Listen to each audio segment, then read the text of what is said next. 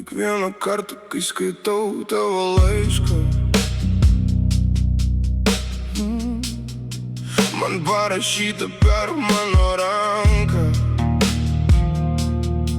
Praėjus tam tikram laikui suprantu, kad tu nulaužei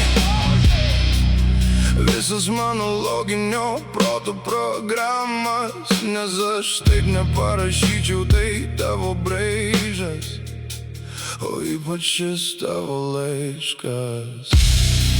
Mažylė, štai ir atėjo laikas mums skirtis, gana atimti tave iš gyvenimo. Tavo vėžys pasiektas paskutinis mudviejų apogėjus.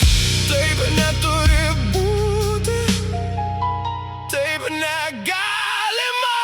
Ir taip aš tavo draugės voicemail tau atsiunčiau šiandien per ją tau, nes tu mane taip stipriai myli, kad atmestum viską, ką sakau.